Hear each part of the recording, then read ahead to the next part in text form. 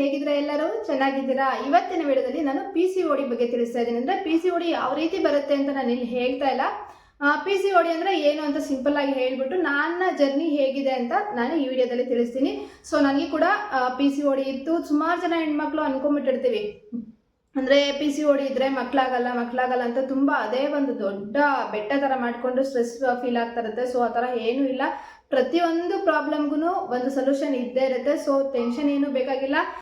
ನಾನು ಕೂಡ ಸಫರ್ ಆಗಿದ್ದೀನಿ, ಹಾಗೆಯೇ ಲಕ್ಷಗಟ್ಟಲೆ ಖರ್ಚು ಕೂಡ ಮಾಡಿದ್ದೀನಿ. ಆದರೆ ಕೇವಲ 430 ರೂಪಾಯಲ್ಲಿ ಅಂದರೆ 430 ರುಪೀಸಲ್ಲಿ ನನ್ನ PCODನ ನಾನು ಕ್ಯೂರ್ ಮಾಡಿಕೊಂಡೆ. ಸೊ ಯಾವುದೋ ಒಂದರಲ್ಲಿ ಕ್ಯೂರ್ ಆಗೇ ಆಗುತ್ತೆ, ಆಗೋದೇ ಇಲ್ಲ ಅಂತ ಮಾತ್ರ ಅನ್ಕೋಬೇಡಿ. ಮಗು ಹಾಗೆ ಆಗುತ್ತೆ, ನನಗೆ ಗೊತ್ತು.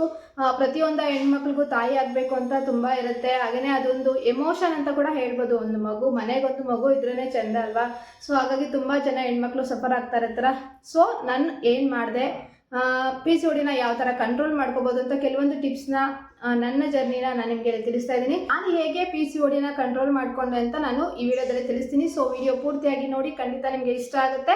ಇಷ್ಟ ಆದರೆ ಪ್ಲೀಸ್ ಲೈಕ್ ಮಾಡಿ. ಹಾಗೆ ನಮ್ಮ ಚಾನಲ್ಗೆ ಯಾರು ಸಬ್ಸ್ಕ್ರೈಬ್ ಮಾಡದೆ ನೋಡ್ತಾ ಇದ್ರೆ ಪ್ಲೀಸ್ ಸಬ್ಸ್ಕ್ರೈಬ್ ಮಾಡ್ಕೊಳ್ಳಿ. ಹಾಗೆ ಪಕ್ಕದಲ್ಲಿ ಕಾಣಿಸೋ ಬೆಲ್ ಬಟನ್ ಕ್ಲಿಕ್ ಮಾಡಿ, ಹಾಲ್ ಅಂತ ಸೆಲೆಕ್ಟ್ ಮಾಡಿ. ಹಾಗೆ ನಾನು ಯಾವುದೇ ವಿಡಿಯೋ ಹಾಕಿದ್ರು ಕೂಡ ಫಸ್ಟ್ ನೋಟಿಫಿಕೇಶನ್ ನಿಮಗೆ ಬರುತ್ತೆ. ಹಾಗೆ ನಿಮಗೆ ಪರ್ಟಿಕ್ಯುಲರ್ ಆಗಿ ಯಾವುದಾದ್ರೂ ವಿಡಿಯೋ ಬೇಕು ಅಂದರೆ ನನಗೆ ಕಮೆಂಟ್ ಬಾಕ್ಸ್ ಅಲ್ಲಿ ತಿಳಿಸಿದ್ರೆ ಅದರ ಬಗ್ಗೆ ಕೂಡ ನಾನು ವಿಡಿಯೋನ ಮಾಡ್ತೀನಿ. ಸೊ ನನಗೂ PCOD ಇತ್ತು, ಆದರೆ ನನಗೆ ಇಬ್ಬರು ಗಂಡು ಮಕ್ಳು ಇದ್ದಾರೆ. ಸೊ ಮಗು ಹಾಗೆ ಆಗುತ್ತೆ, ಆಗೋದಿಲ್ಲ ಅಂತ ಮಾತ್ರ ನೆಗೆಟಿವ್ ಫೀಲಿಂಗ್ಸ್ನ ಇಟ್ಕೋಬೇಡಿ. ಪ್ಲೀಸ್ ಫಸ್ಟು ನೆಗೆಟಿವ್ನ ತೆಗೆದುಬಿಡಿ. ಓಕೆನಾ? ಬನ್ನಿ ಈಗ ವಿಡಿಯೋನ ಶುರು ಮಾಡೋಣ. ಫಸ್ಟ್ ಥಿಂಗ್ ಏನು ಅಂತಂದರೆ, ಫಸ್ಟ್ ಸ್ಟ್ರೆಸ್ ಅನ್ನೋದು ಬಿಡಬೇಕು. PCOD ಅಂದರೆ ಫಸ್ಟ್ ಏನು ಗೊತ್ತಾ, ಸಿಂಪಲ್ ಆಗಿ ಹೇಳ್ತೀನಿ, ಫುಲ್ ಅದು ಎಕ್ಸ್ಪ್ಲೈನ್ ಮಾಡ್ತಾ ಇಲ್ಲ. ಅದಕ್ಕೆ ಬೇಕಾದರೆ ನಾನು ಮಾಡಿ ಅಂದರೆ ಬೇರೆ ನೆಕ್ಸ್ಟ್ ವಿಡಿಯೋದಲ್ಲಿ ಹೇಳ್ತೀನಿ ಎಕ್ಸ್ಪ್ಲೈನ್ ಮಾಡಿ. PCOD ಅಂತಂದರೆ ಮಂತ್ಲಿ ಪೀರಿಯಡ್ಸ್ ಆಗದೆ ಇರೋದನ್ನು PCOD ಅಂತಾರೆ.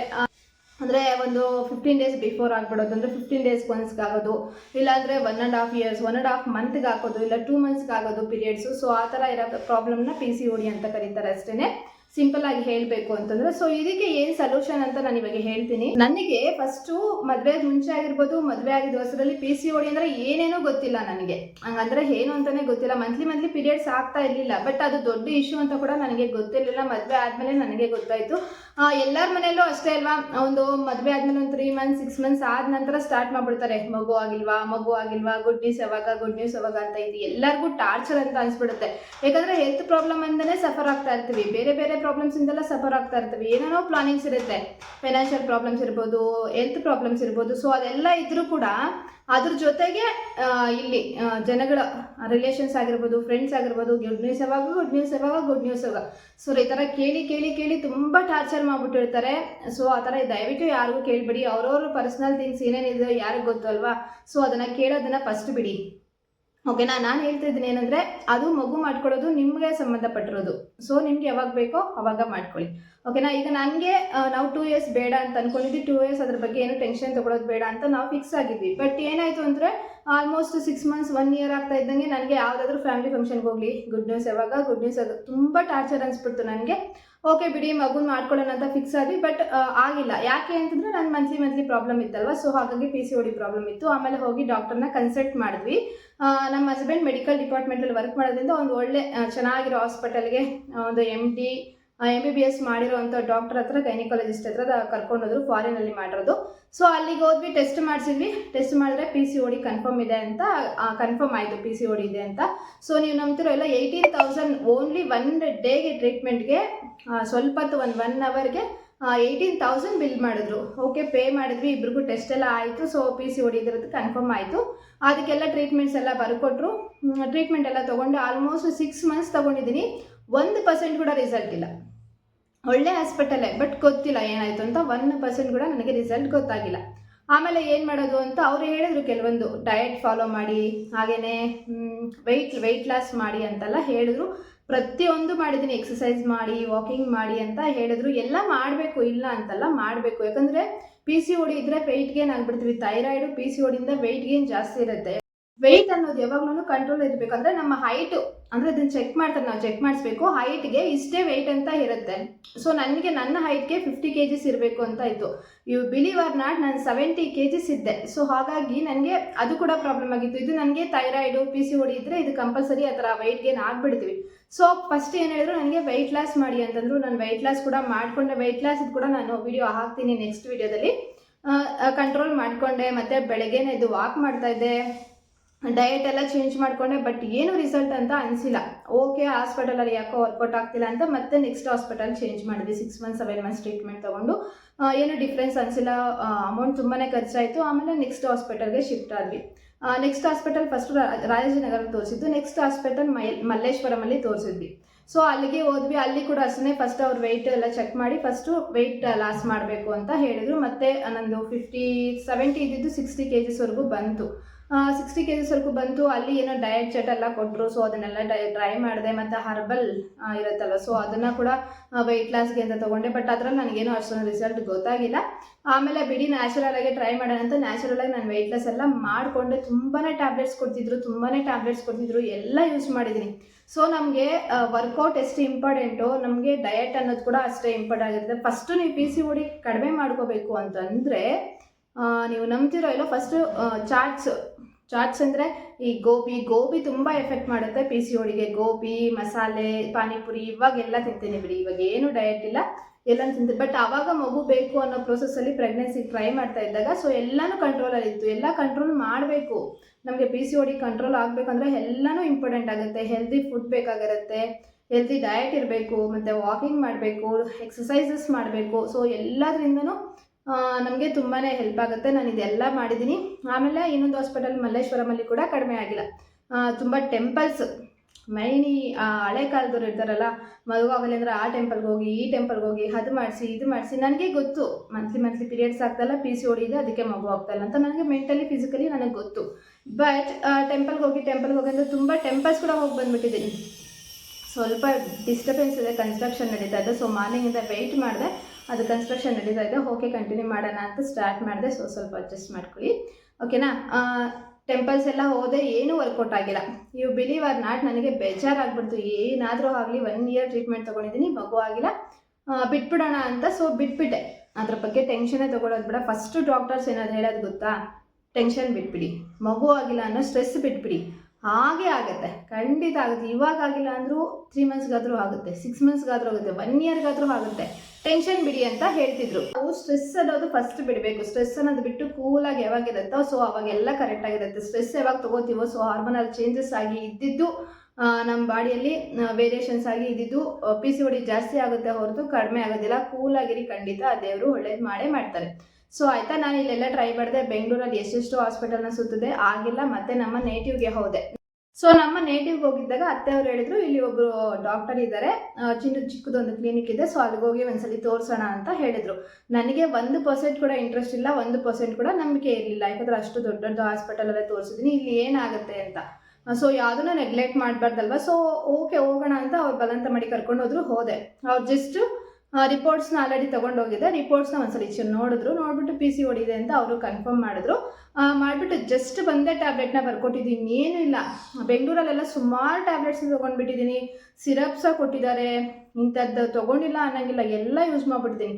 ಸೊ PCOD ಇರೋದಕ್ಕೆ ಇದು ಎಕ್ಸ್ಪೀರಿಯೆನ್ಸ್ ಆಗಿರುತ್ತೆ, ಆಲ್ರೆಡಿ ಎಷ್ಟು ಟ್ಯಾಬ್ಲೆಟ್ಸ್ ಕೊಡ್ತಾರೆ ಅಂತ. ಸೊ ಎಲ್ಲನೂ ಕೊಟ್ಟಿದ್ರು, ಎಲ್ಲನೂ ಯೂಸ್ ಮಾಡಿದ್ದೆ, ನೋ ಯೂಸ್. ಡಯಟು ಮಾಡಿದ್ದೆ, ಯೋಗನೂ ಮಾಡಿದ್ದೆ, ಎಕ್ಸಸೈಸಸ್ಸು ಮಾಡಿದ್ದೆ, ವಾಕಿಂಗು ಮಾಡಿದ್ದೆ, ಪ್ರತಿಯೊಂದು ಮಾಡಿದ್ದೆ.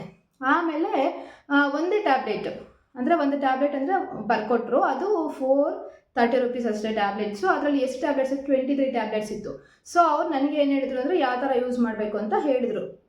ನನಗೆ 1% ನಂಬಿಕೆ ಇಲ್ಲ, ಬಟ್ ನಾನು ತಿಂತಕ್ಕೆ ಇಷ್ಟನೂ ಇರಲಿಲ್ಲ. ಬಟ್ ನಮ್ಮ ಅತ್ತೆ ಅವರು ಇದ್ರಲ್ವಾ, ಸೊ ಅವರು ತಿನ್ನು ಅಂತ ಬಲವಂತ ಮಾಡಿದ್ರು. ಓಕೆ ತಗೊಳ್ಳೋಣ, ಒಂದ್ಸಲಿ ಟ್ರೈ ಮಾಡೋಣ, 1 month ನೋಡೋಣ, ಅವ್ರು ಹೇಳ್ದಂಗೆ ಆದರೆ ನೋಡೋಣ ಅಂತ. ನಿಜ ನೀವು ನಂಬ್ತಿರೋ ಇಲ್ಲ, ಇಟ್ಸ್ ಮಿರಾಕಲ್ ಅಂತಲೇ ಹೇಳ್ಬೋದು. ಅಷ್ಟು ದೊಡ್ಡ ಹಾಸ್ಪಿಟ್ಲಲ್ಲೇ ನಾನು ಟ್ರೀಟ್ಮೆಂಟ್ ತೊಗೊಂಡಿದ್ದಾಗ ಕೂಡ ನನಗೆ ಮಂತ್ಲಿ ಪೀರಿಯಡ್ಸ್ ಆಗಿಲ್ಲ. ಬಟ್ ಅವ್ರು ಹೇಳಿರೋ ಡೇಟ್ ಪಕ್ಕ ಕರೆಕ್ಟಾಗಿ ಆಯಿತು ನನಗೆ ಪೀರಿಯಡ್ಸು. ನಿಜ ನನಗೆ ಶಾಕ್ ಆಯಿತು. ಏನು ಗೊತ್ತಾ, ಅದು 430 rupees ಟ್ಯಾಬ್ಲೆಟ್ಸು ಕೊಟ್ಟರು ನನಗೆ. ಅದರಲ್ಲಿ 23 ಟ್ಯಾಬ್ಲೆಟ್ಸ್ ಇರುತ್ತೆ. 23 ಟ್ಯಾಬ್ಲೆಟ್ಸ್ ನಾವು ಪೀರಿಯಡ್ಸ್ ಆದಮೇಲೆ 3 days ಆದಮೇಲೆ 4th day ತೊಗೋಬೇಕು ಟ್ಯಾಬ್ಲೆಟು. 4th ಡೇಯಿಂದ ಸ್ಟಾರ್ಟ್ ಮಾಡಿದ್ರೆ 26 daysವರೆಗೂ ಬರುತ್ತೆ. ಅಂದರೆ 3 days ಆಗೋಗಿರುತ್ತೆ, 3 days ಆಗಿರುತ್ತೆ ಈ 23 ಟ್ಯಾಬ್ಲೆಟ್ಸು. ಸೊ 23 + 3 26 ಆಯಿತು. 26 days ಕಂಪ್ಲೀಟ್ ಆದಮೇಲೆ 4 days ಗ್ಯಾಪ್ ಬರುತ್ತೆ. ಅದಾದ ನಂತರ ನಿಮಗೆ ಪೀರಿಯಡ್ಸ್ ಬರುತ್ತೆ ಅಂತ ಹೇಳಿದ್ರು. ನಾನು 1% ಕೂಡ ನಂಬಿರಲಿಲ್ಲ, 0% ನಂಬಿಕೆ ನನಗೆ ಅವರ ಮೇಲೆ ಇದ್ದಿತ್ತು. ಸೊ ಟ್ಯಾಬ್ಲೆಟ್ಸ್ ಎಲ್ಲ ಕಂಪ್ಲೀಟ್ ಆಗಿದೆ. ಕರೆಕ್ಟಾಗಿ 4 days ಆಯಿತು. ಕರೆಕ್ಟಾಗಿ 38th ಡೇಗೆ ನನಗೆ ಪೀರಿಯಡ್ಸ್ ಆಯಿತು. ಶಾಕು ನನಗೆ. ಆಮೇಲೆ ಹೋದೆ ಡಾಕ್ಟ್ರ್ ಹತ್ರ. ಹೋಗಿ ಹೇಳಿದೆ, ಡಾಕ್ಟರ್ ನೀವು ಹೇಳ್ದಂಗೆ ಆಗಿದೆ ಅಂತ ಹೇಳಿದೆ. ಓಕೆ, ವರ್ಕ್ ಆಗ್ತಾಯಿದೆ ನಿಮಗೆ, ನೆಕ್ಸ್ಟ್ ಮಂತ್ ಕೂಡ ಅದನ್ನೇ ಕಂಟಿನ್ಯೂ ಮಾಡಿ ಅಂತ ಹೇಳಿದರು ನನಗೆ. ಓಕೆನಾ, ನೆಕ್ಸ್ಟ್ ಮಂತ್ ಕೂಡ ಕಂಟಿನ್ಯೂ ಮಾಡಿ ಅಂತಂದ್ರು. ಓಕೆ, ನನಗೆ 6 ಮಂತ್ಸ್ ಹೇಳಿದರು, 6 ಮಂತ್ಸ್ ಯೂಸ್ ಮಾಡಿ ಅಂತ ಹೇಳಿದರು. ಸೊ ನನಗೆ ಆಲ್ರೆಡಿ ಮದುವೆ ಆಗಿ 1.5 ಇಯರ್ ಆಗೋಗಿತ್ತು. ಅಂದರೆ ಆಲ್ಮೋಸ್ಟ್ 1 ಇಯರ್ 1.5 ಇಯರ್ವರೆಗೂ ನಾನು ಟ್ರೀಟ್ಮೆಂಟಲ್ಲೇ ಕಾಲ ಕಳೆದ್ಬಿಟ್ಟೆ. ಫಸ್ಟ್ 2 ಇಯರ್ಸ್ ಬೇಡ ಅಂತ ಅಂದ್ಕೊಂಡಿದ್ದು, ಬೇಡನೆಲ್ಲ ಫ್ಯಾಮಿಲಿ ಇದರಿಂದ ಮಾಡ್ಕೊಳ್ಳೋಣ ಅಂತ ಫಿಕ್ಸ್ ಆಗೋಲ್ಲ. ಸೊ 1.5 ಇಯರ್ ಆಗೋಗಿತ್ತು. ಮತ್ತು ಸೆಕೆಂಡ್ ಮಂತು ತೊಗೊಂಡೆ. Second month same process. 3 days ಆಯಿತು, 4th ಡೇಯಿಂದ ಟ್ಯಾಬ್ಲೆಟ್ ತೊಗೊಂಡೆ. 23 ಡೇಸ್ ಕರೆಕ್ಟಾಗಿ, 26 ಡೇಸ್ ಆಯಿತು, 4 ಡೇಸ್ ಗ್ಯಾಪು, ಮತ್ತು ಪೀರಿಯಡ್ಸ್ ಕಂಪಲ್ಸರಿ ಆಯಿತು. ಸೊ ಈ ಥರ ನನಗೆ 6 ಮಂತ್ಸ್ ಹೇಳಿದ್ರಲ್ವ, ನನಗೆ ಆಸೆ, ಬೇಗ ಬೇಗ ಪ್ರೆಗ್ನೆನ್ಸಿ ಕನ್ಫರ್ಮ್ ಆಗಿಬಿಡಿ ಅಂತ 4 ಮಂತ್ಸ್ ಯೂಸ್ ಮಾಡಿದೆ. 4 ಮಂತ್ಸ್ ಅವ್ರು ಹೇಳಿದ್ರು 6 ಮಂತ್ಸ್ ಯೂಸ್ ಮಾಡಿ ಮತ್ತೆ ಬಿಡಿ, ಅದು ಕಂಟಿನ್ಯೂಸ್ ಆಗಿ ಮತ್ತೆ ಪೀರಿಯಡ್ಸ್ ಆಗ್ತಾ ಹೋಗುತ್ತೆ ಅಂತ ಹೇಳಿದರು. ನಾನು 4 ಮಂತ್ಸ್ ಮಾತ್ರ ಯೂಸ್ ಮಾಡಿದೆ. 4 ಮಂತ್ಸ್ ಯೂಸ್ ಮಾಡಿಬಿಟ್ಟು ನೋಡೋಣ 5th ಮಂತ್ ಆಗುತ್ತೋ ಇಲ್ವಾ ಅಂತ ಡಾಕ್ಟ್ರು ಕೇಳಿದ್ರು, ಯೂಸ್ ಮಾಡ್ತಿದ್ದೀರಂದ್ರೆ ಹಾಂ ಮಾಡ್ತಿದ್ದೀನಿ ಅಂತ ಹೇಳಿದೆ, ಸುಳ್ಳು ಹೇಳಿದೆ. ಓಕೆನಾ, 4 ಮಂತ್ಸ್ ಯೂಸ್ ಮಾಡಿ ಮತ್ತೆ ನಾನು ಬಿಟ್ಬಿಟ್ಟೆ, ಮತ್ತೆ ಯೂಸ್ ಮಾಡೋಕ್ಕೆ ಹೋಗಿಲ್ಲ ಟ್ಯಾಬ್ಲೆಟ್ಸು. 5th ಮಂತು ಬರುತ್ತಾ ಇಲ್ವಾ ಅಂತ ನನಗೆ doubt, but 5th month compulsory ಬಂತು, ಮಂತ್ಲಿ. ಅದಾದ ನಂತರ ನನಗೆ ಅದು ಟ್ಯಾಬ್ಲೆಟ್ಸ್ ತಗೊಳ್ಳೋದು ಬಿಟ್ಟರು ಕೂಡ ರೆಗ್ಯುಲರ್ ಆಗಿ ಪೀರಿಯಡ್ಸ್ ಆಗ್ತಾ ಬಂತು, ಪ್ರೆಗ್ನೆನ್ಸಿ ಕನ್ಫರ್ಮ್ ಕೂಡ ಆಯಿತು. 6 ಮಂತ್ಸ್ 7 ಮಂತ್ಸ್ ಯೂಸ್ ಮಾಡಿ ಬಿಟ್ಟ ಮೇಲೆ 4 ಮಂತ್ಸ್ ಮಾಡಿ ಬಿಟ್ಟಿದ ಮೇಲೆ 2 ಮಂತ್ಸ್ ರೆಗ್ಯುಲರ್ ಆಗಿ ಬಂತು. ಸೊ ಪ್ರೆಗ್ನೆನ್ಸಿ ಕೂಡ ಕನ್ಫರ್ಮ್ ಆಯಿತು ನನಗೆ. ಒಂಥರ ಮಿರಾಕಲ್ ಅಂತಲೇ ಹೇಳ್ಬೋದು. ಆಯಿತು. ಮತ್ತು ಫಸ್ಟ್ ಬೇಬಿ ಆಗಿದ್ಮೇಲೆ 3 ಇಯರ್ಸ್ ಗ್ಯಾಪ್ ತೊಗೊಂಡೆ, ಆವಾಗಲೂ ಕೂಡ ರೆಗ್ಯುಲರಾಗಿ ಆಯಿತು. ಮತ್ತು ಸೆಕೆಂಡ್ ಬೇಬಿ ಕೂಡ ಆಯಿತು, ಇಬ್ಬರು ಕೂಡ ಗಂಡು ಮಕ್ಕಳಾಗಿದ್ದಾರೆ.